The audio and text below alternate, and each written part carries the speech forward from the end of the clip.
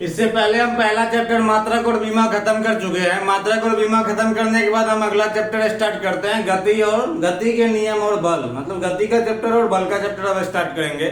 ठीक है, तो हम देखते हैं गति किसको कहते हैं। तो गति मतलब होता है एक जो अपने समय के साथ साथ स्थान में परिवर्तन होना गति कहलाता है। ठीक, तो इकाई समय के साथ साथ जो हम स्थान में परिवर्तन करते हैं, अपने स्थान में किए गए परिवर्तन को हम गति कहते हैं। जैसे कि सड़क पर चलती हुई गाड़ी, सड़क पे दौड़ता हुआ आदमी, चलती हुई घड़ी की सुई, ठीक है, चलता हुआ पंखा, ये सब क्या होता है, जो घूमता हुआ पंखा, ये सब अपना समय के साथ साथ अपना जगह में कुछ ना कुछ परिवर्तन करते रहता है। तो समय के साथ जगह में परिवर्तन को, स्थान परिवर्तन को हम गति कहते हैं। ठीक है, गति के बाद आता है विराम, किसको कहते हैं। तो विराम कहते हैं जब समय के साथ स्थान में कोई परिवर्तन नहीं होता है, मतलब समय बीत रहा है लेकिन वस्तु जगह का अपने जगह पर ही स्थिर है, तो उसको हम कहते हैं विराम में होना। मतलब कहीं पे रुकी हुई गाड़ी है, ठीक है, एक जगह पे खड़ा आदमी है, कहीं पे बैठा हुआ आदमी है, तो वो जो है अपने जगह पे बैठा हुआ है। तो अपने जगह पे बैठा हुआ है तो उसमें जो है समय के साथ साथ उसके स्थान में परिवर्तन नहीं हो रहा है, तो उसको हम क्या कहेंगे, विराम में होना। ये हो गया गति का और विराम का होना। इसके बाद हम उसका डिफिनेशन देखते हैं, गति क्या होता है और विराम का डिफिनेशन क्या होता है।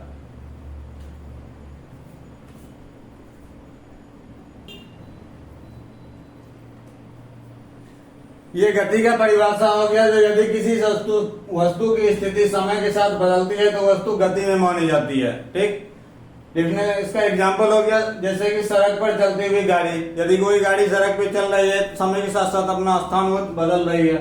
दौड़ता हुआ आदमी भी दौड़ रहा है तो समय के साथ साथ अपना जगह भी उसका चेंज होता रहता है। चलती हुई ट्रेन, घूमता हुआ पंखा, ये सब क्या है, गति का नियम, गति का एग्जाम्पल हो गया। विराम क्या होता है, जब कोई आदमी समय के साथ साथ कोई व्यक्ति या वस्तु अपना जगह नहीं चेंज करता, अपना स्थान चेंज नहीं करता है, तो वो विराम में माना जाता है। ठीक है, तो गति और विराम समझ में आ गया। उसके बाद हम लिखेंगे बल और अधीन।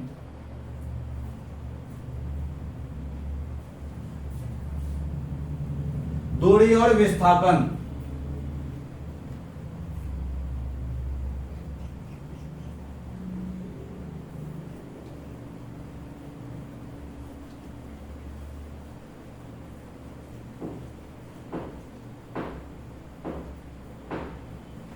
अब दूरी किसको कहते हैं, तो दूरी कहते हैं जो चली गई कुल लंबाई को दूरी कहते हैं। जब कोई वस्तु एक स्थान ए है, ठीक, एक स्थान ए है, दूसरा स्थान यहाँ बी है, ए से बी तक जाने में जितनी लंबाई की दूरी हम तय करते हैं उसको हम दूरी कहते हैं। जैसे कि ए से चलना आदमी स्टार्ट किया, पहले यहां गया, फिर इधर आया, यहां से यहां तक ऐसे आया और बी तक पहुंचा। ए से एक आदमी चलना स्टार्ट करता है और ये रास्ता घूम करके फिर वो बी तक पहुंचता है, तो ये जो कुल लंबाई हुई वो दूरी कहलाती है। जैसे कि मान लीजिए ए से आया पॉइंट यहाँ पे पी तक, इसको पी, इसको क्यू, इसको आर और इसको एस मानते हैं, और इसको टी। तो मान लीजिए ए से पी तक आदमी आया, ये चला 2 किलोमीटर, ये हुआ फिर 1 किलोमीटर, ये हो गया 4, 1 2 1।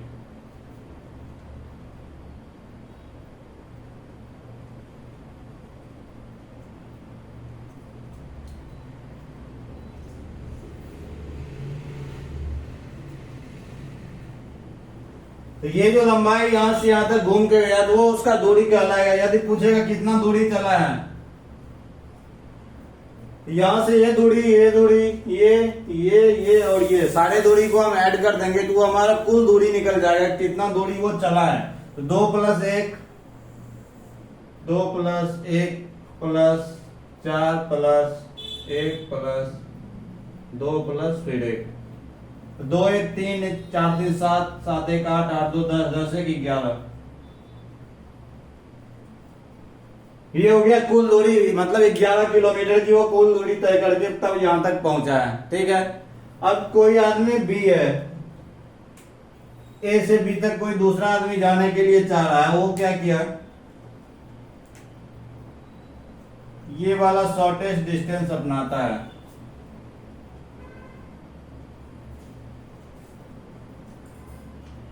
ठीक है, यहाँ से चला डायरेक्ट यहाँ पे पहुंच गया, वो कहीं भी इधर से घूम के नहीं गया।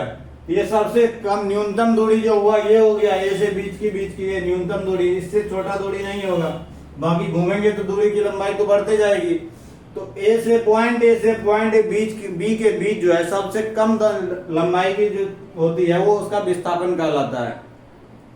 तो पॉइंट ए से पॉइंट बी के बीच की न्यूनतम दूरी जो होती है, एक पॉइंट से दूसरे पॉइंट के बीच की न्यूनतम दूरी जो होती है उसको हम विस्थापन कहते हैं। और जो एक पॉइंट से दूसरे पॉइंट के बीच की कुल लंबाई जो होती है उसको हम दूरी कहते हैं। तो न्यूनतम लंबाई को विस्थापन कहते हैं और कुल लंबाई को दूरी कहते हैं। विस्थापन जो होता है वो एक सदिश राशि होता है और दूरी जो होता है वो एक अदिश राशि होता है। ठीक है, तो विस्थापन क्या होता है, इसमें दिशा होती है। वो विस्थापन में अब यहाँ से यहाँ तक ही हमको जाना होगा, यहाँ से हम इधर नहीं जा सकते, इधर जाएंगे तो हमको बी तक का शॉर्टेस्ट डिस्टेंस नहीं मिलेगा। ठीक है, इसका ये फिक्स दिशा है, जो इसी दिशा में हम चलेंगे तो हमको शॉर्टेस्ट डिस्टेंस मिलेगा। लेकिन दूरी का कोई फिक्स दिशा नहीं है, वो किसी भी दिशा से हम निकलेंगे, घूम के किसी भी तरह से हम वहां तक पहुंच सकते हैं, तो हमारा दूरी कहलाता है। दूरी और विस्थापन में अंतर समझ में आ गया। तो दूरी का फॉर्मूला, दूरी का क्या हो जाएगा डेफिनेशन, एक स्थान से दूसरे स्थान के बीच की कुल लंबाई को दूरी कहते हैं। एक स्थान से दूसरे स्थान के बीच की कुल लंबाई दूरी कहलाती है, लेकिन एक स्थान से दूसरे स्थान के बीच की न्यूनतम लंबाई को हम विस्थापन कहते हैं।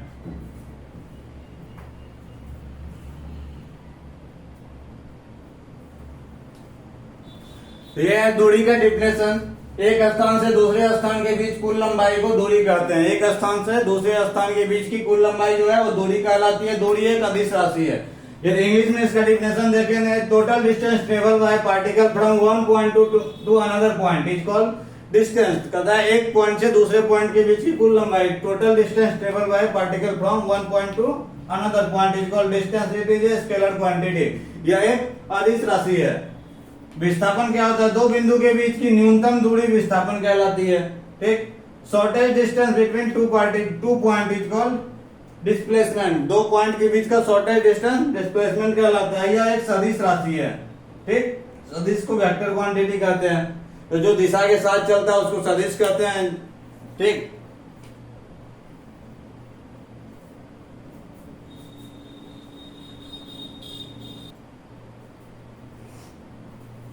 ये दूरी और विस्थापन का अंतर दिया हुआ है। दूरी क्या होता है, वस्तु द्वारा तय की गई कुल लंबाई होती है। ठीक है, वहीं पे विस्थापन क्या होता है, विस्थापन वस्तु द्वारा तय की गई न्यूनतम लंबाई होती है।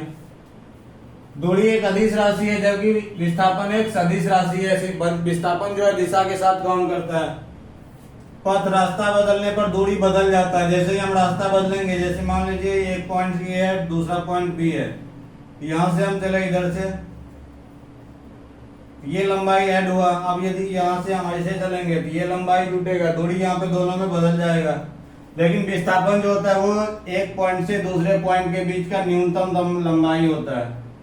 ये कभी भी बदल नहीं सकता है, क्योंकि हम इसका न्यूनतम लंबाई, जब भी इसका रास्ता बदलेंगे तो न्यूनतम लंबाई चेंज हो जाएगा। तो न्यूनतम लंबाई चेंज हो गया तो फिर न्यूनतम लंबाई हुआ नहीं तो वो विस्थापन कहलाएगा नहीं।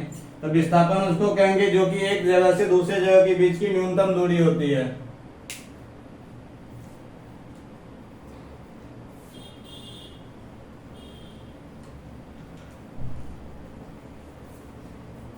ठीक है, अब विस्थापन और दूरी तक का तो खत्म हो गया। अब अगला देखते हैं क्या है। अगला है बल। बल किसको कहते हैं। ठीक, बल से पहले चाल और वेग को देख लेते हैं, फिर बल से स्टार्ट करेंगे, बल और गति का।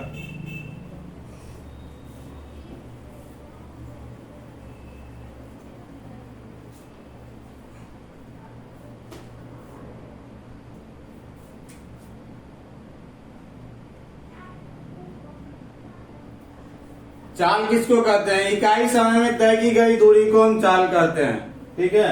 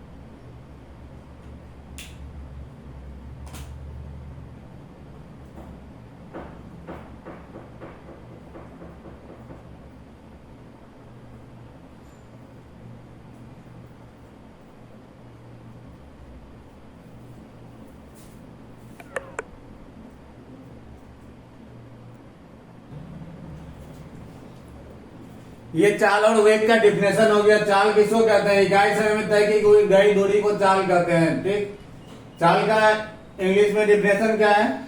Distance travel by unit time is called speed.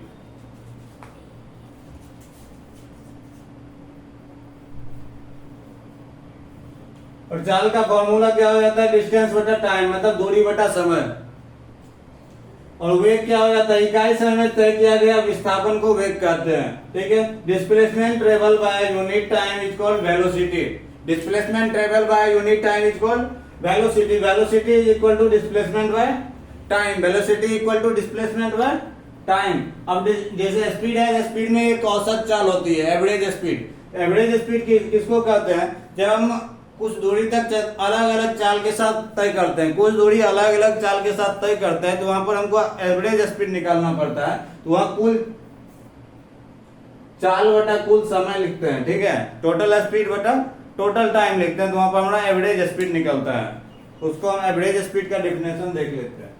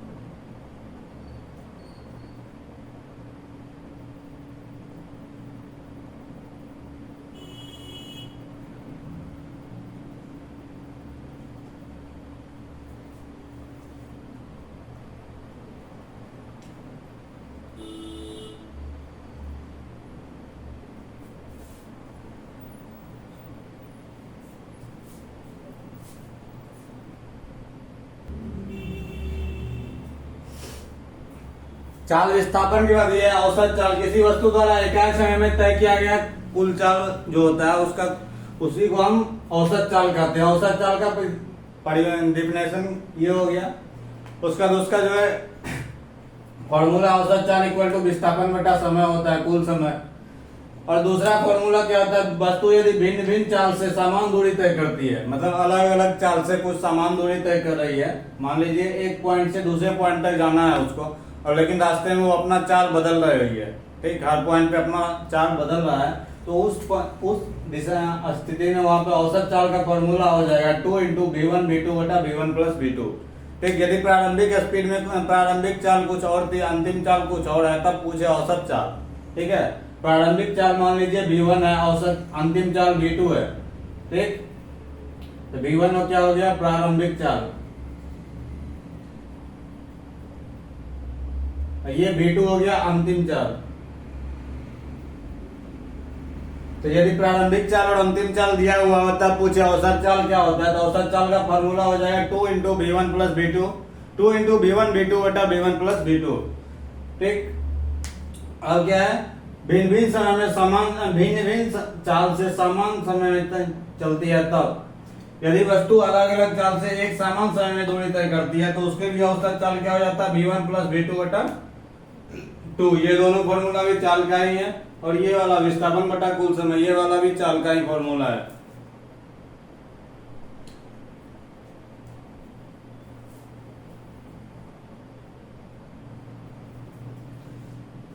चाल और वेग के बाद हो गया त्वरण, किसे कहते हैं, तो वेग में परिवर्तन की दर को त्वरण कहते हैं। जब हम समय के साथ अपना वेग बदलते रहते हैं, तो किस वेग के साथ हम किस स्पीड में हम अपना वेग बदल रहे हैं, वो हमारा त्वरण कहलाता है। मान लीजिए अभी हम चल रहे हैं 2 kilometre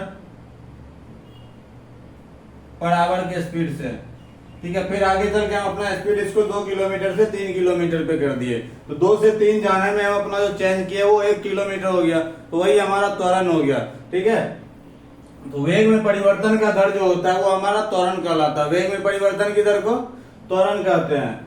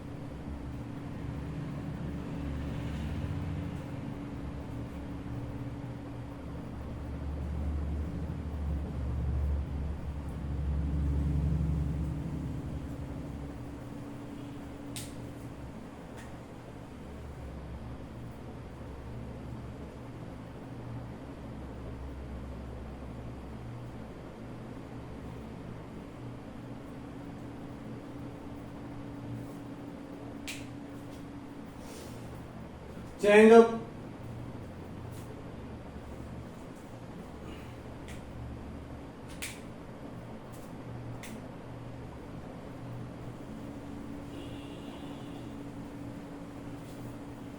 velocity per unit time is called acceleration. ठीक है, वेग में परिवर्तन की दर त्वरण कहलाती है, या फिर यह भी कह सकते हैं कि इकाई समय में वेग में परिवर्तन त्वरण कहलाता है। त्वरण का ये डिफिनेशन हो गया और ये फॉर्मूला हो गया, वेग में परिवर्तन बटा समय। ठीक है, उसके बाद क्या होता है,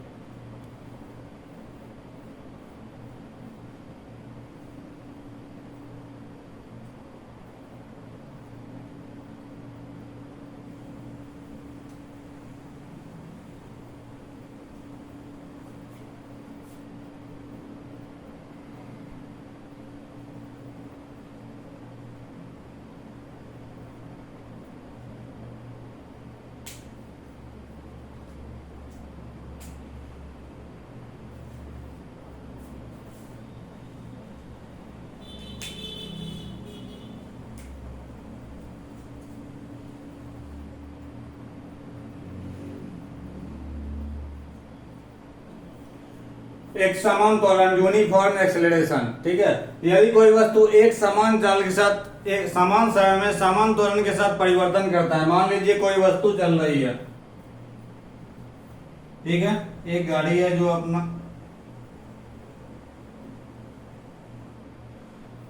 अब ये 2 मिनट के बाद, 2 मिनट चलने के बाद ये अपने चाल में, पहले ये चल रही थी 20 किलोमीटर पर आवर के स्पीड से, ठीक है। इसके बाद ये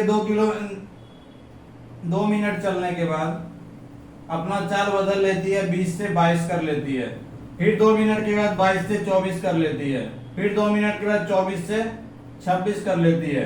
तो हर इकाई समय में हर 2 मिनट पे अपना चाल बदल रही है, कितना, 2 किलोमीटर पर आवर बदल रही है। तो ये केवल समान समय में समान त्वरण के साथ यदि परिवर्तन होता है, समान समय में समान त्वरण के साथ यदि परिवर्तन होता है तो उसको हम एक समान त्वरण कहते हैं, ठीक है। जैसे यहाँ पे हर 2 मिनट पे ये अपना 2 किलोमीटर पर आवर का स्पीड चेंज कर लेता है हर 2 मिनट पे। तो हर 2 मिनट मतलब समय समान हो गया 2 मिनट का, और त्वरण भी कितना चेंज कर रहा है, 2 मिनट पे 2 किलोमीटर पर आवर का स्पीड चेंज करता है। तो त्वरण भी समान हो गया और समय भी समान हो गया। और यदि यही पे कोई भी डिफरेंट हो जाए, या फिर समय डिफरेंट हो जाए, या फिर त्वरण डिफरेंट हो जाए, मान लीजिए दूसरा गाड़ी है, ये भी चल रहा है और ये भी 2 मिनट पे ही चेंज कर रहा है, लेकिन कभी ये 2 किलोमीटर पर आवर के स्पीड से चेंज किया, फिर अगला बार 3 किलोमीटर पर आवर के स्पीड से चेंज कर दिया, फिर अगला बार 1 किलोमीटर पर आवर के स्पीड से चेंज कर दिया। तो यहाँ पर क्या हो गया, त्वरण समान नहीं है। तो त्वरण समान नहीं है तो वो एक समान त्वरण नहीं कहलाएगा, ठीक है। तो एक समान त्वरण उसको कहते हैं जो समय के साथ अपना त्वरण जो है एक साथ बदलते रहता है, ठीक है, तो उसको हम एक समान त्वरण कहते हैं।